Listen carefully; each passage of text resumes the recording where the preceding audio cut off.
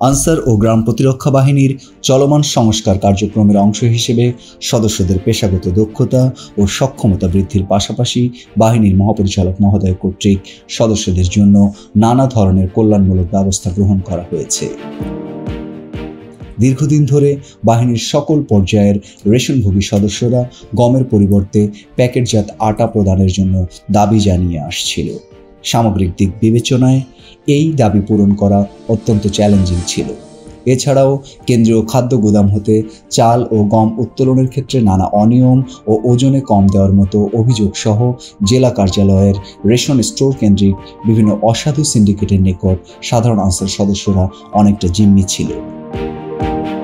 এই সকল দিক বিবেচনা করে মহাপরিচালক মহোদয় গমের পরিবর্তে সমপরিমাণ প্যাকেটজাত আটা প্রদানের মতো এক যুগান্তকারী সিদ্ধান্ত গ্রহণ করেন। বর্তমানে তার দূরদর্শী নেতৃত্ব, ঐকান্তিক প্রচেষ্টা ও সাহসী উদ্যোগের কারণে দ্রুততম সময়ে বাহিনীর ইতিহাসে প্রথমবারের মতো মার্চ 2025 খ্রিস্টাব্দ হতে সদস্যদের মধ্যে প্যাকেটজাত আটা বিতরণ করা সম্ভব হয়েছে।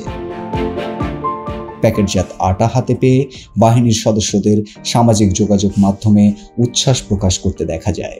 সেই সাথে মহাপরিচালক মহোদয়ের প্রতি কৃতজ্ঞতা প্রকাশ করে তারা বলেন, আমাদের বাহিনীর প্রান্তীয় মহাপরিচালক মহোদয়ের অক্লান্ত পরিশ্রমে গমের পরিবর্তে আমরা প্যাকেটজাত 28 কেজি আটা পেয়েছি। সেজন্য মহাপরিচালক মহোদয় এবং সংশ্লিষ্ট সকল কর্মকর্তা বৃন্দের প্রতি কৃতজ্ঞতা প্রকাশ করছি।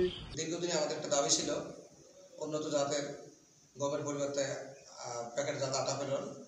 আমরা আমাদের বাহিনীর মহাপরিচালক স্যার থেকে শুরু করে সকল কর্মকর্তা কর্মচারী অনেক অক্লান্ত পরিশ্রমের মাধ্যমে সে আটা আমরা পাচ্ছি।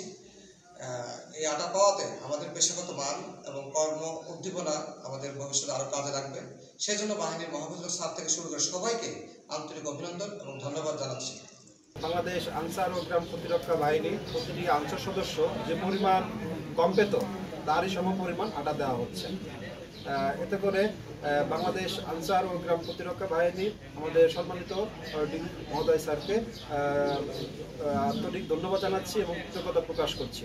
বাহিনীর সদস্যদের সার্বিক কল্যাণের জন্য আগামীতে আরও কার্যকরী ব্যবস্থা গ্রহণের প্রতিশ্রুতি ব্যক্ত করে মহাপরিচালক মহোদয় দেশ ও মানুষের মঙ্গলের জন্য বাহিনীর সকল সদস্যকে সর্বোচ্চ পেশাদারিত্ব প্রদর্শন এবং আরও সক্রিয় ভূমিকা রাখার জন্য আহ্বান জানান।